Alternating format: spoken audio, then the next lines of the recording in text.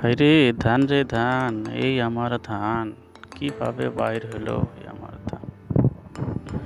কিছু জায়গায় বাইর হইছে, কিছু জায়গা নাই। কিভাবে বাহির হইলো করার কিছু নাই, আমার করার কিছু নাই।